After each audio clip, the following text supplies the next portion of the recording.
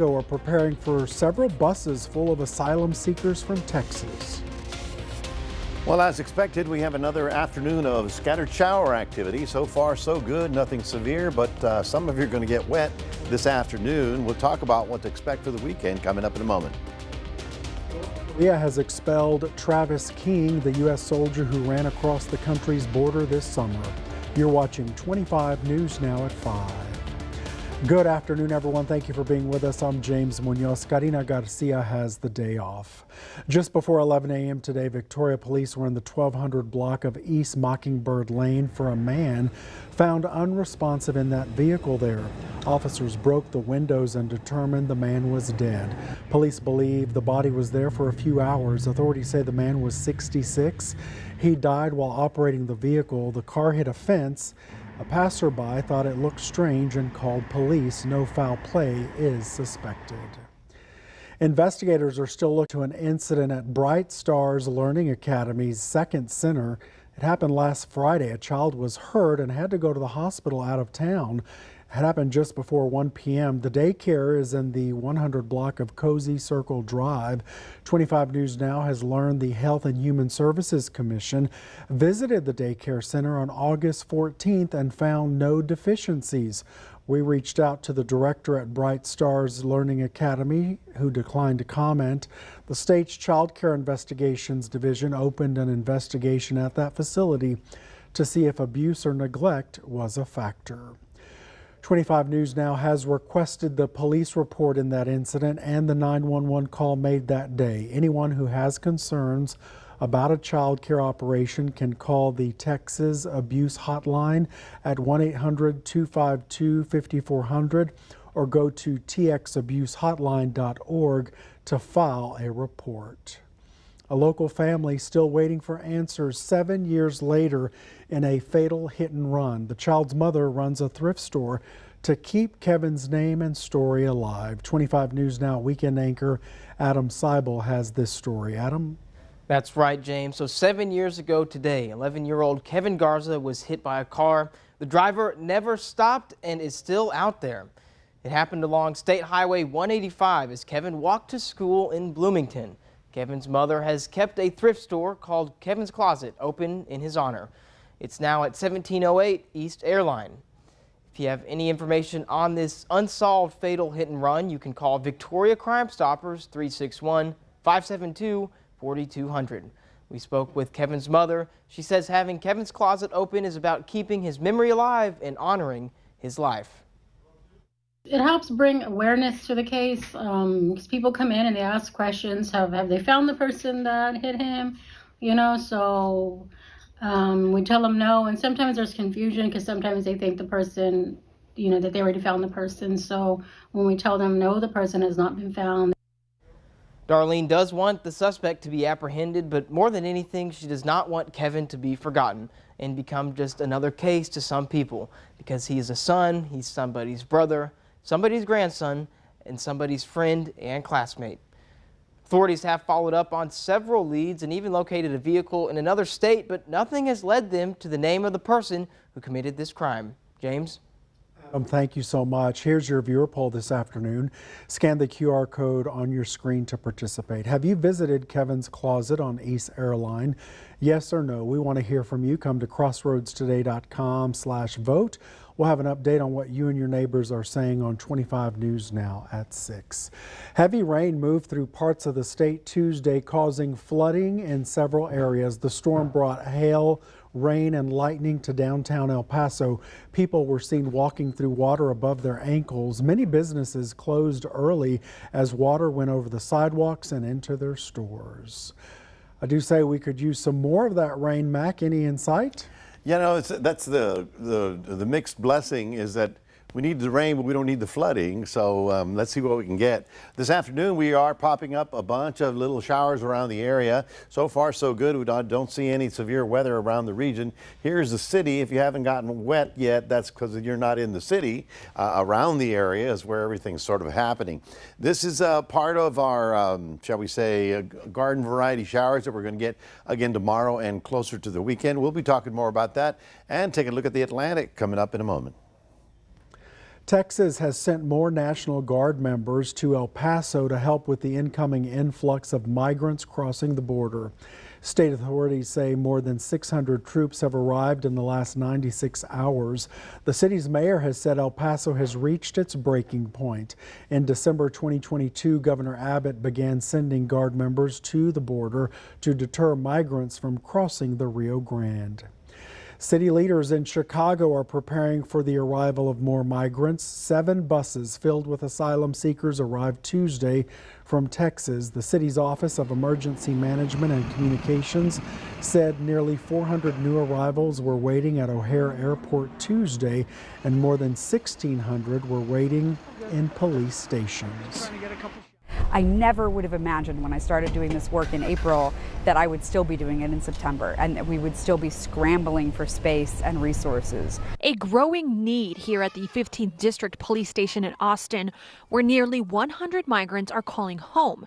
Annie Gomberg leads the response team of volunteers here. I think this is the most critical mass we've had, and I don't see any way that we can really get through this without some sort of release of the pressure valve of all of these people living in a really untenable situation. But that seems unlikely. At least 20 buses carrying migrants have arrived to Chicago since the weekend. More expected this week. Every police station that has space for migrants has people living there. Here, nearly every inch of walkable space covered with belongings.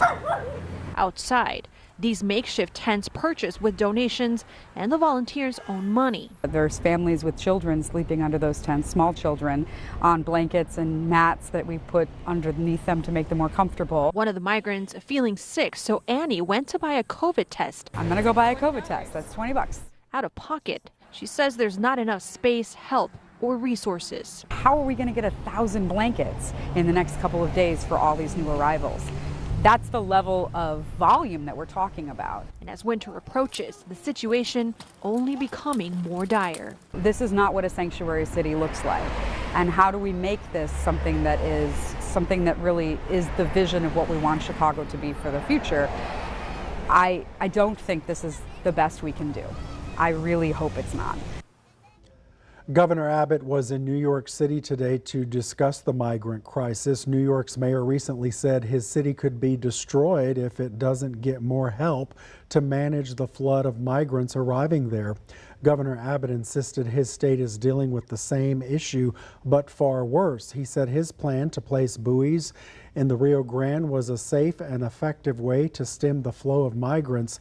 He blamed the Biden administration for the majority of migrants in New York City.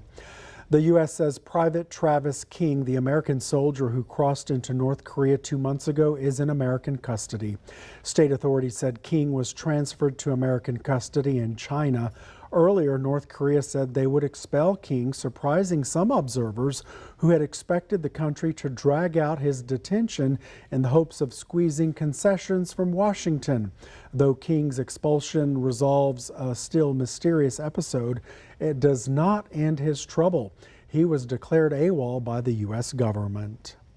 Here are some of the top headlines you can read in the Port Lavaca Wave this week. The United Way of Calhoun County has come back after the COVID-19 pandemic with a fundraising goal of more than $300,000. The city of Seadrift celebrated a new helipad in the city, plus a fire truck belonging to the Port Lavaca Fire Department was returned to the city more than 5 decades later. You can read more about that and more at theportlavacawave.com. Well, after almost 3 decades working as a firefighter, Chief Robert Fox is retiring. Today, city leaders, staff members, and friends and family gathered to celebrate Victoria Fire Department Chief Robert Fox. He joined the department in June of 1996. He was named chief on July 1st, 2018. Chief Fox will finish up this week and head into retirement. Congratulations. The Texas Tribune has this story. Phoenix House, Texas is closing its outpatient clinics and residential treatment center because they cannot count on state funding. You can read the story at crossroadstoday.com. Remember to subscribe to our YouTube channel, Crossroads Today. Hit the like button and click the notification bell. Stay with us. Straight ahead on 25 News Now at 5. A priest in San Antonio is in custody, accused of sexually assaulting a woman. Also ahead, New Jersey State Senator Bob Menendez has entered a not guilty plea on charges accusing him of pocketing cash bribes.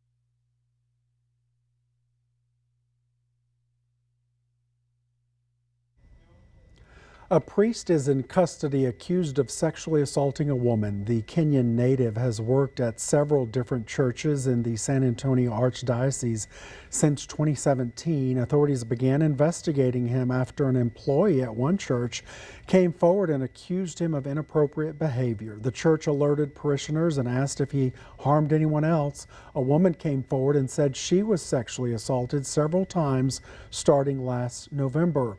Bexar County authorities are investigating to see if there are more victims. In northern Iraq, a fire ripped through a packed wedding hall, killing more than 100 people and leaving multiple other people hurt. One guest says the bride and groom were slow dancing when fireworks went off. The ceiling caught fire. Soon after, the whole hall went up in flames. The father of the groom says his son and the bride are both in the hospital. On Wednesday, firefighters were sifting through the charred remains of the hall. Authorities say the wedding hall did not meet safety standards. Democratic U.S. Senator Bob Menendez of New Jersey has pleaded not guilty to federal charges, accusing him of pocketing bribes and cash and gold bars. Prosecutors say in exchange he wielded his political influence to secretly advance Egyptian interests and do favors for businessmen.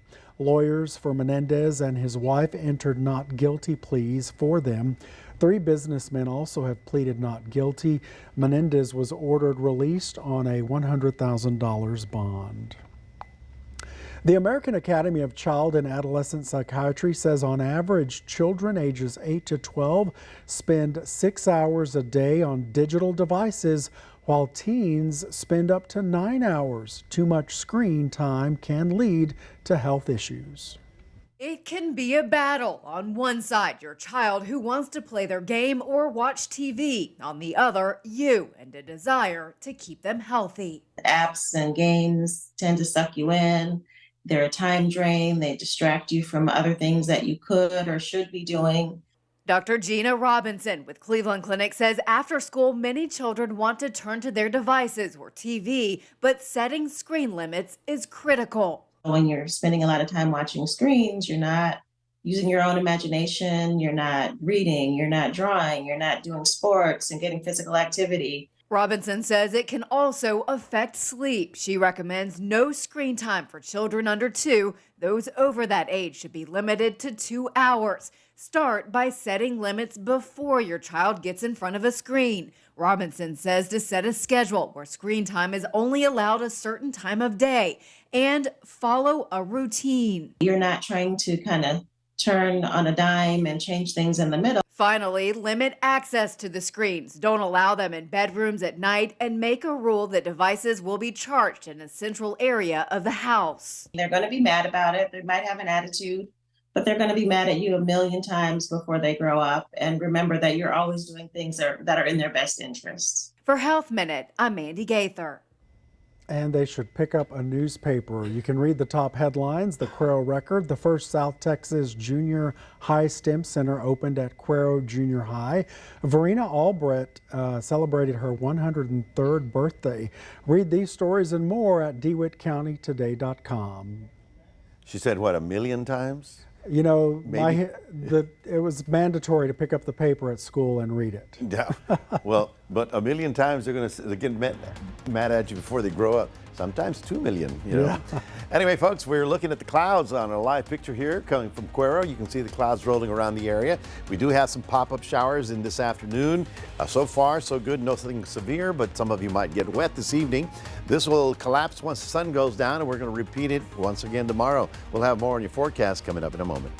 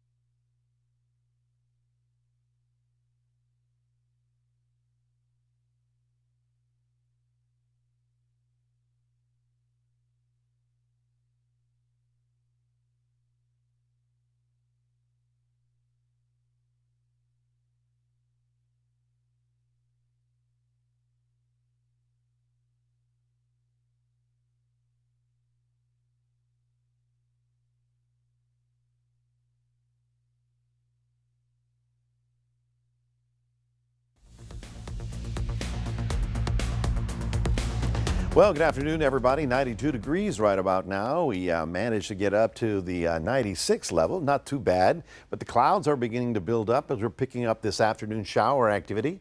I wish we could get down to 89, which would be an average temperature for this time of year, but it just doesn't look like it's in the cards.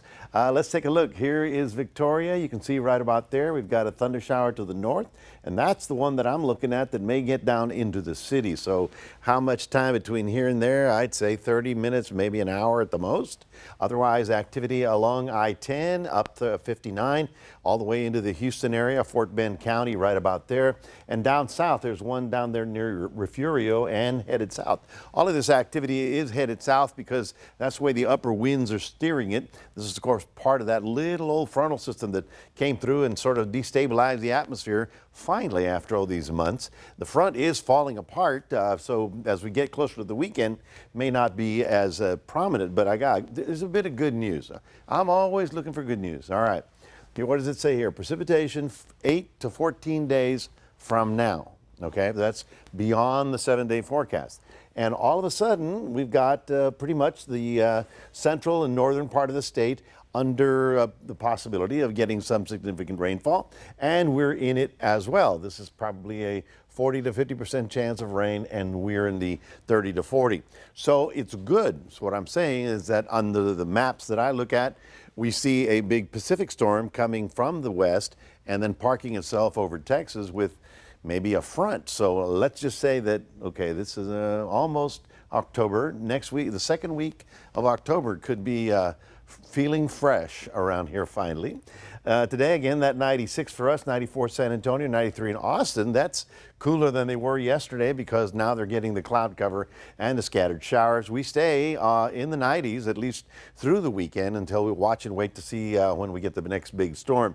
We go out to the Atlantic and you see Philippe. Now, Philippe is out in the middle of nowhere, but now, as of the new models, it's being pushed into the Caribbean islands. Now, it's a tropical storm right now, so it's not a huge problem, but it will be bringing some nasty weather to the upper Lesser Antilles and Puerto Rico, British Virgin Islands, and those areas. So they're going to have to be on the lookout for Philippe. Behind it, here's the second system. This is going to be called Rena. It's at 40 miles an hour right now, but it will be strengthening to hurricane strength pretty soon.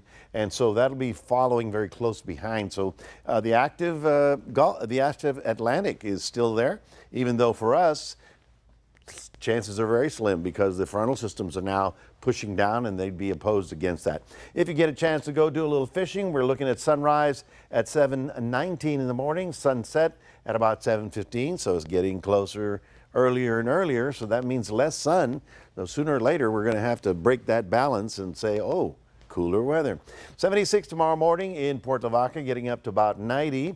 I'm going to call it partly cloudy and 1 or 2 afternoon pop-up showers. Same thing inland, 72 in the morning in Cuero and getting up to about 95. We are looking for a little bit of a warming trend as we get to Sunday and Monday, but then hopefully next week we'll start seeing the temperatures. I don't know, we're going to take bets on when we finally get out of the 90s pretty soon. That's your 7-day forecast. Reminding everybody we do have a QR code. Love for you to scan that and put Crossroads Today on your phone. And we'll toss it back to James. Thank you, Mac. We'll take a look at your stocks next. Plus, America's emergency oil stockpile has plunged to a 40-year low.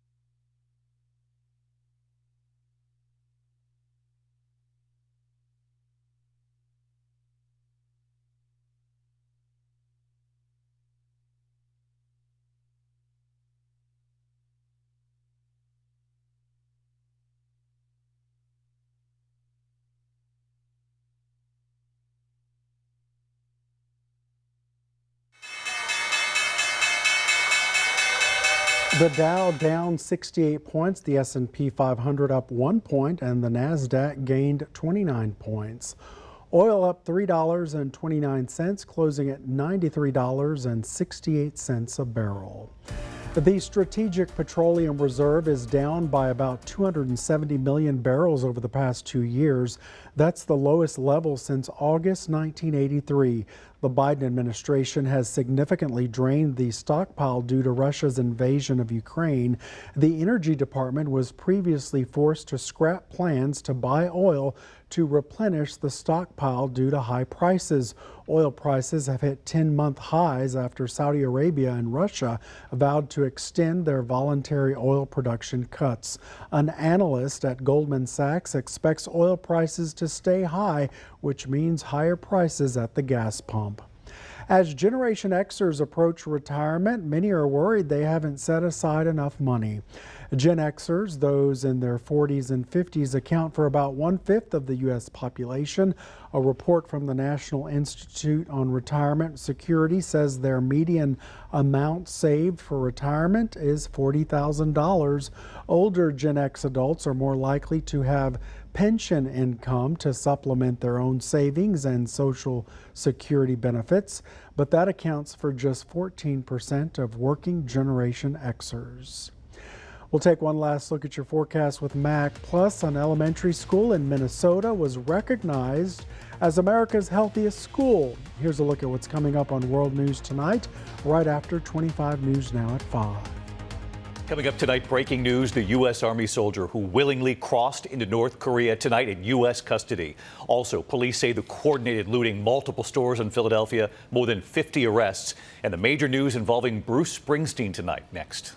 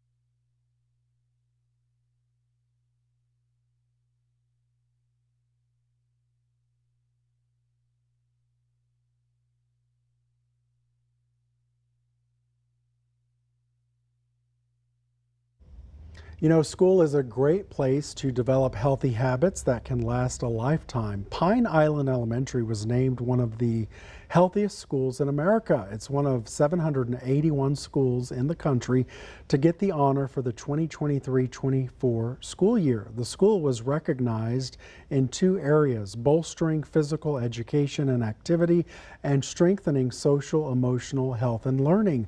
3 other schools in Minnesota made the list of America's healthiest schools.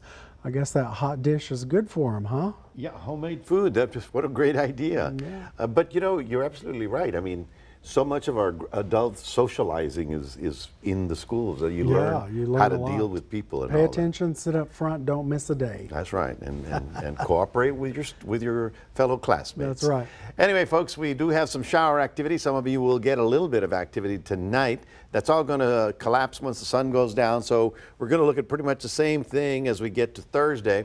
By the weekend, we may actually warm up a degree or 2, nothing significant, but we still will have afternoon showers, although not as many, because of all the moisture that's on the ground in the air, and we don't have the dome. Without the dome, boy, we can have some really nice times around here. Yeah? Yeah. Well, we're ready for that cool bet. weather. It's been a little warm lately still. A tiny bit. Tiny yeah. bit. All right, Mac, thank you so much. Thank you for being with us. We hope to see you back here tonight for 25 News Now at 6. World News Tonight with David Muir is up next.